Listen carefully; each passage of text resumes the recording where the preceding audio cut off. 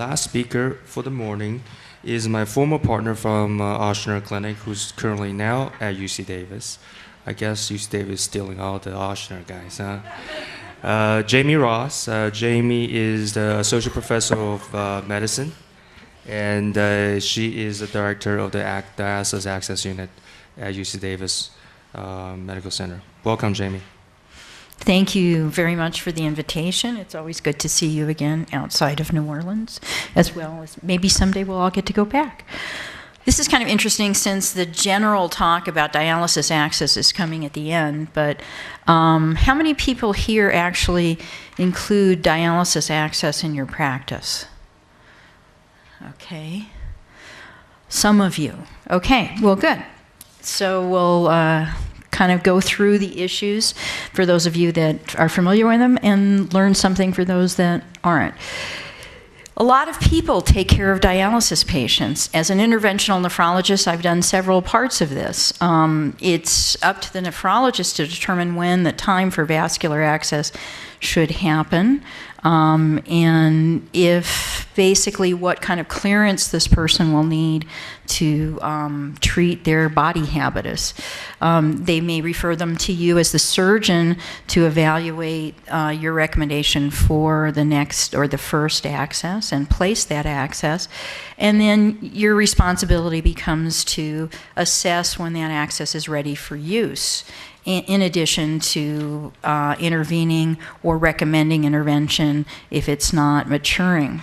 The dialysis staff, once they're using this, are the ones that truly examine these accesses on a regular basis and evaluate if it's really functioning. Most nephrologists, when they do their rounds in the dialysis centers, find people who are already cannulated, taped up with their access in use, and it makes it very difficult to examine.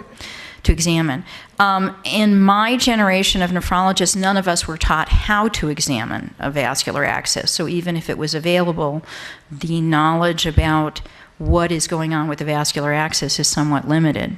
And then the interventional physician. I'm an interventional nephrologist. Many of my colleagues here are interventionalists in different types, but those of us who use endovascular means and other means to maintain accesses and improve them.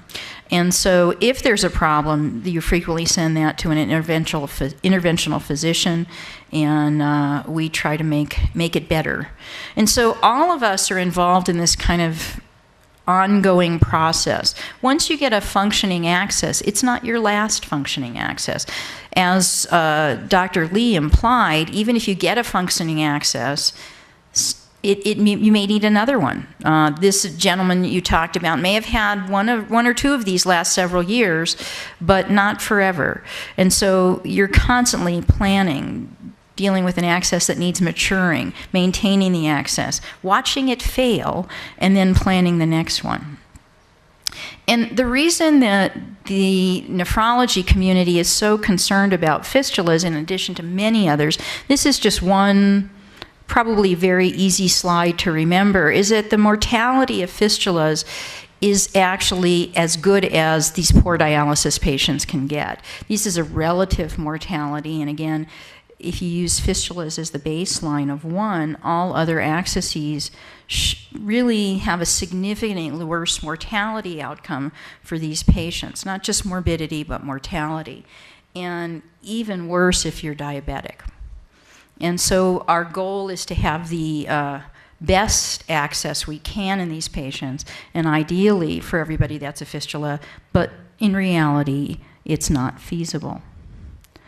So the organization that really determines our guidelines is Kidney Dialysis Outcomes Quality Initiatives, or KDOQI. And they meet every several years. The last time was 2006. And this is their first guideline, was that patients should have an access early. This is a big issue. It was really a non-existent awareness when I came to UC Davis that PICC lines were contraindicated in CKD patients. And that's not because we're concerned about central obstruction, although 7% of the time PICC lines can cause central obstruction. It's because they frequently and I don't have the data on this, it's a different lecture, cause loss of the veins in the arms, cephalic, basilic, brachial, wherever they happen to be. And so it eliminates the possibility of using the access. We've undertaken a fairly aggressive campaign to limit PICC line use in these patients. The goal is to have a fistula placed 6 months before you need it, a graft about a month. There's a new push to use grafts as a bridge to a secondary fistula.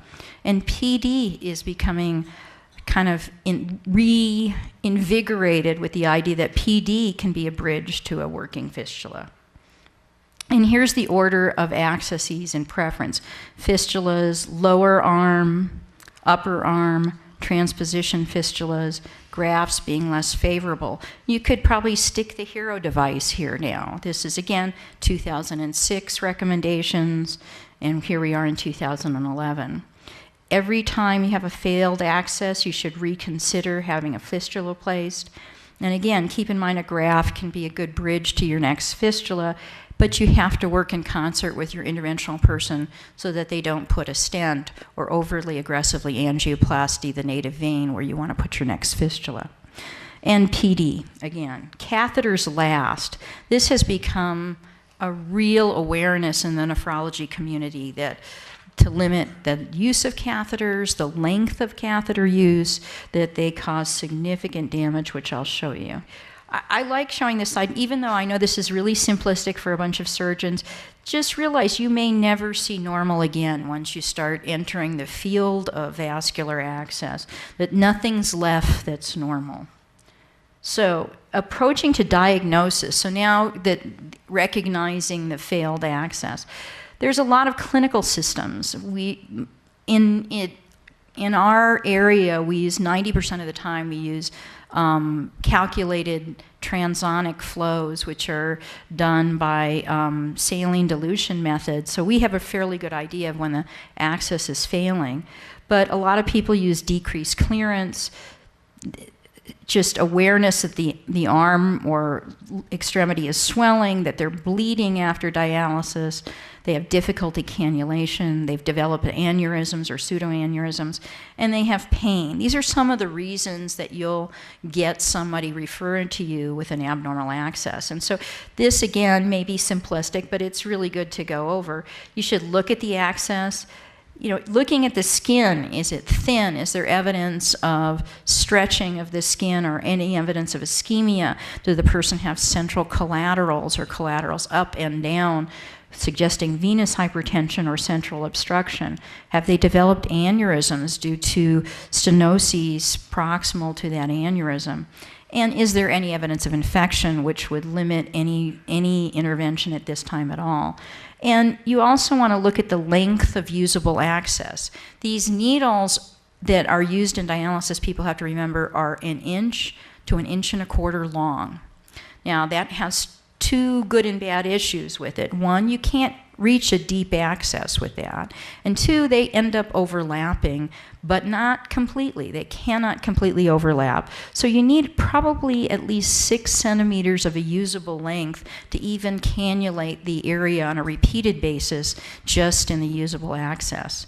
So the feel of it, which is identified as the thrill, you can identify, most often you can tell between a fistula and a graft because a graft would be much more firm. I've seen calcified fistulas that have been transposed into a path that kind of ends up feeling a lot like a graft. Again, you want to assess the depth. Can you feel that thrill? How strong? Where is this thing?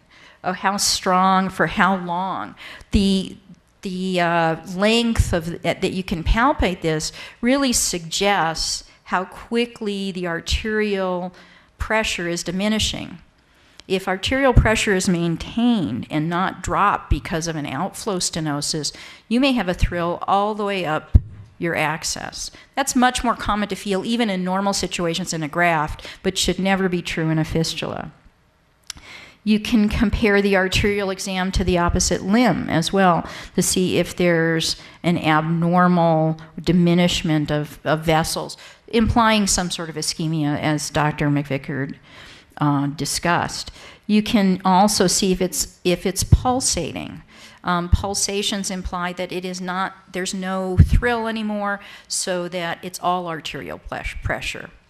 On the opposite point of view is that if you actually occlude this and very little of it increases pulsations. In other words, you occlude a fistula and it doesn't really pulsate like an artery should, you may have poor inflow. Or it may be so high arterial flow already that you're not even sensing the difference between high and highest.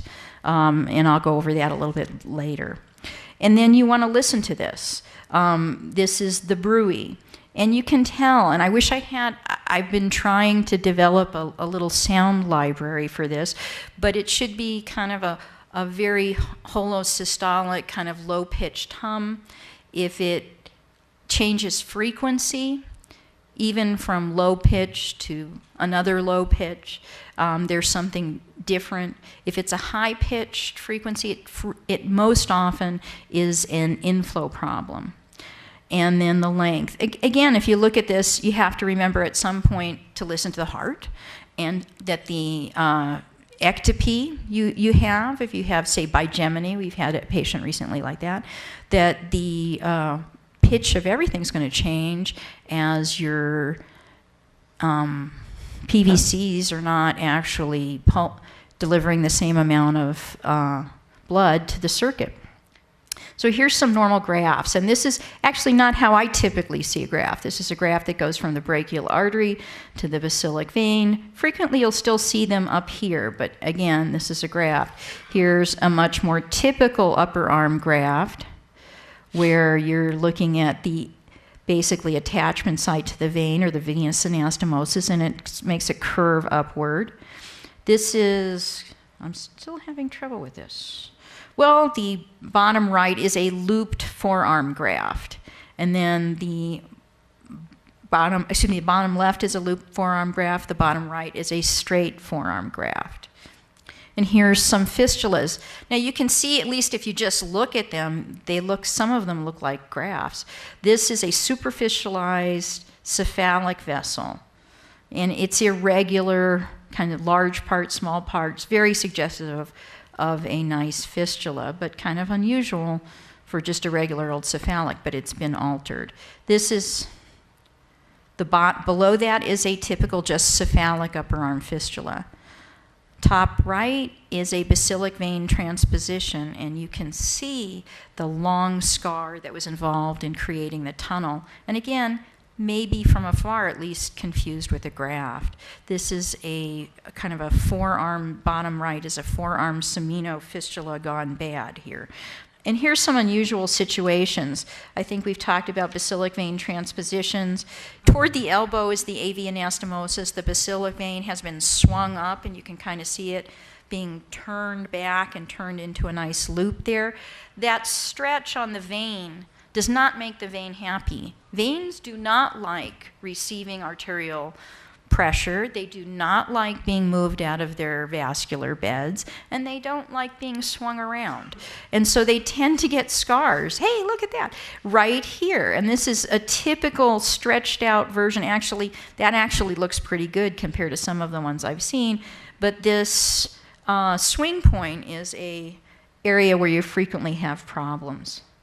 Here's another special situation. While you've attached artery pressure to this cephalic vein and ultimately to the cephalic arch, the arch itself dives under the clavicle and frequently has stenoses with or without any history of instrumentation prior. This particular picture here shows a stenosis again at the subclavian brachiocephalic junction, likely that was caused by a right IJ tunnel catheter as well.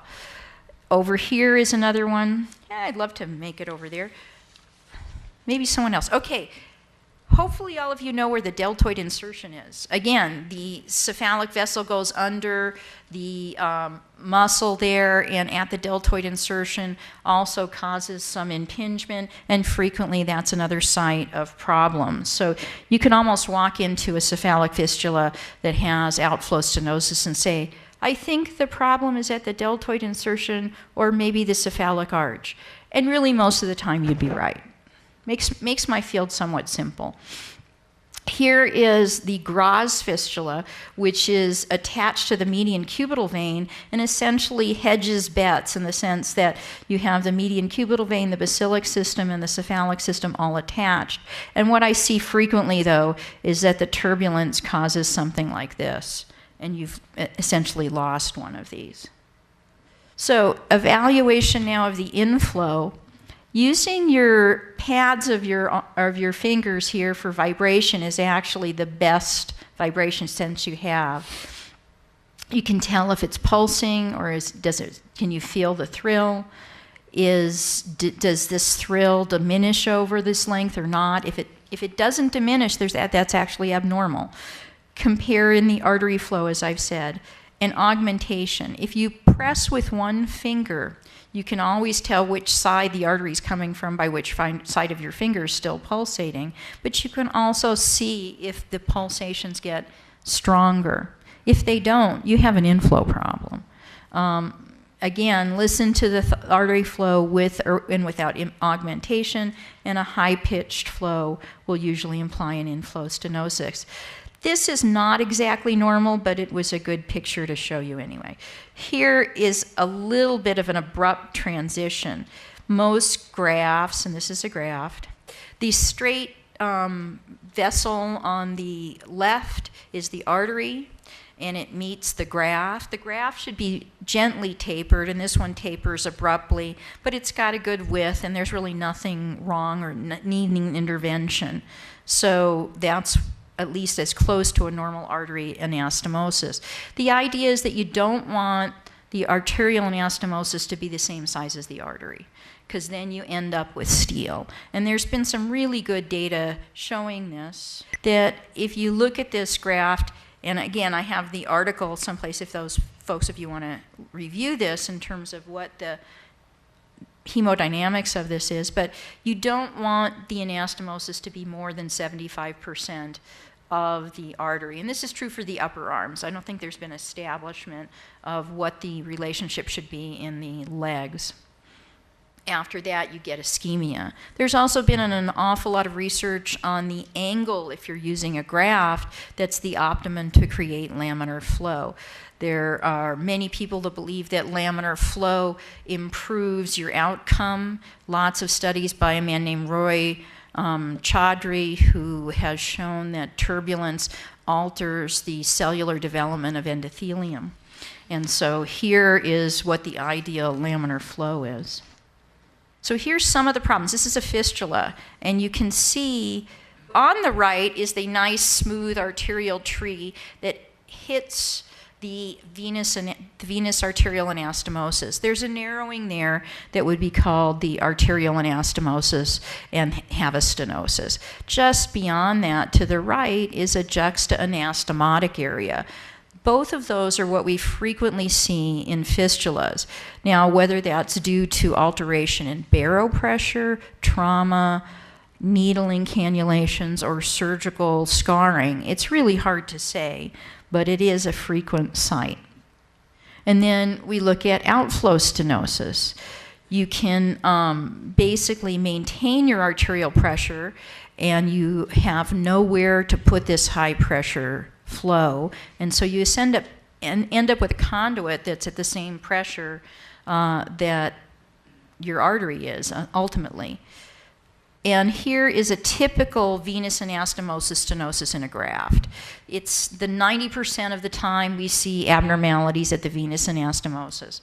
There's a lot of folks doing studies on as to why intimal hyperplasia is so high at this point, but it is. You can almost see in this picture, I used it because you can see that whitish area has a lot of intimal ingrowth. Now we're going to go on to central stenosis, and Dr. Lee didn't show you what these people look like, but this is a picture from a friend of mine, Michael Alon, and University of Alabama, and basically they just have swollen arms, swollen chests, can even be bilateral, and some people have severe life-threatening SVC syndrome. And here's some pictures of what happens with prolonged material, shall we say, in your central circulation. On the left is someone who has a stent and has what I call the Medusa look, and you can angioplasty at that and make the collaterals look better for a time. The person on the right is even in worse shape. There's absolutely no way to get from what little left is of the subclavian into the central circulation, at least I could not, and they already have a right-sided central tunneled catheter, losing yet another possibility for them. The most difficult to diagnose are if you have both inflow and outflow mismatch, is what I call it. That means that you don't have enough arterial blood coming in to reveal your outflow stenosis. So when you examine these fistulas that somebody sent to you, or grafts, they feel normal. So that if you have an outflow stenosis, it's now making your arterial inflow that's inadequate look pretty good. And your inadequate inflow isn't even challenging your outflow stenosis. So it's a little confusing. So you are fooled completely. So here's an example of one. This is the same access, and you have an arterial lesion on one side and the venous lesion on the other, and the exam was completely normal. And so I'm just going to briefly talk about aneurysms and pseudoaneurysms. While native vessels can have pseudoaneurysms, as you know, grafts cannot have aneurysms. So if you have graft material, the only thing you're going to have is a pseudoaneurysm.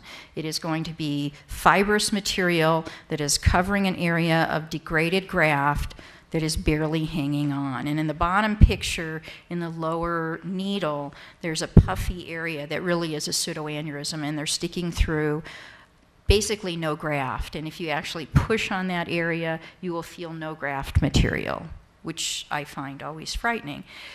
This is a dilated aneurysm above that may or may not, in some cases, have an obstruction proximal to this. Some people have a fairly flexible, stretchy cephalic vessel that enlarges and enlarges and enlarges, and may or may not be related to persistent stenosis above. But an infected aneurysm is an emergency, as many of you may have dealt with, whether you actually work with access or not. You may have been called in.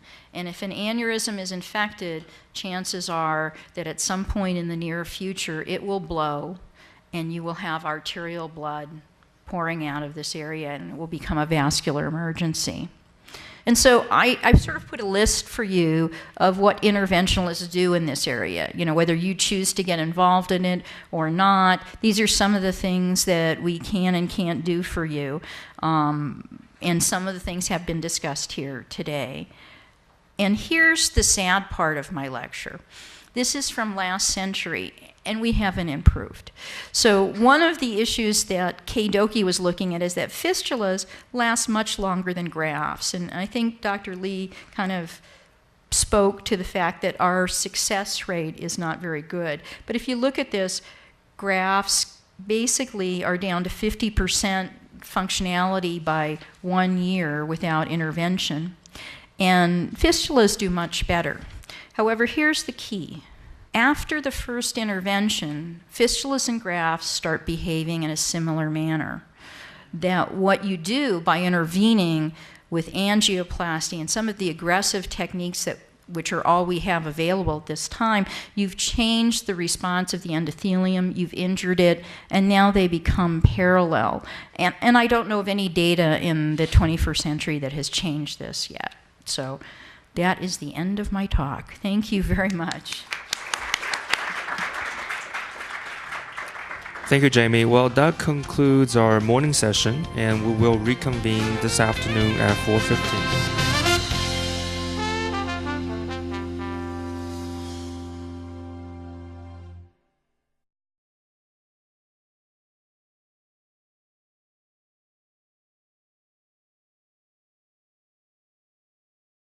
A lot of people take care of dialysis patients. As an interventional nephrologist, I've done several parts of this.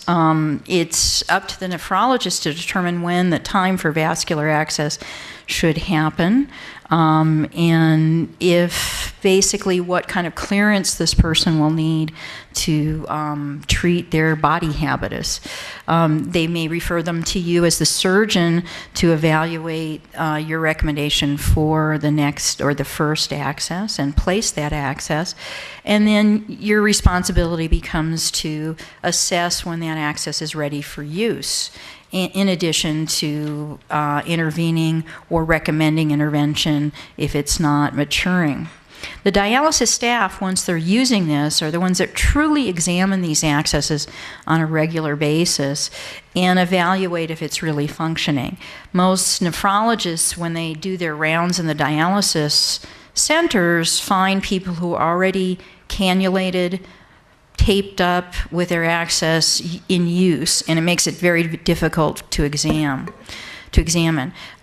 In my generation of nephrologists, none of us were taught how to examine a vascular access. So even if it was a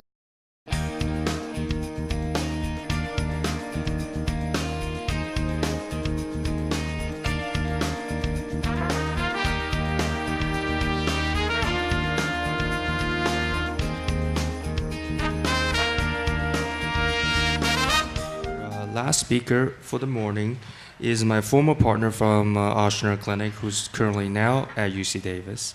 I guess UC Davis is stealing all the Ochsner guys, huh? Jamie Ross. Jamie is the associate professor of medicine, and she is the director of the Dialysis Access Unit at UC Davis Medical Center. Welcome, Jamie.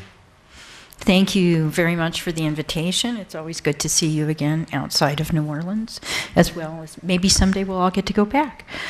This is kind of interesting since the general talk about dialysis access is coming at the end, but how many people here actually include dialysis access in your practice? Okay. Some of you. Okay, well, good. So we'll kind of go through the issues for those of you that are familiar with them and learn something for those that aren't. Available, the knowledge about what is going on with the vascular access is somewhat limited. And then the interventional physician. I'm an interventional nephrologist. Many of my colleagues here are interventionalists in different types, but those of us who use endovascular means and other means to maintain accesses and improve them. And so if there's a problem, you frequently send that to an interventional physician, and we try to make it better. And so all of us are involved in this kind of ongoing process. Once you get a functioning access, it's not your last functioning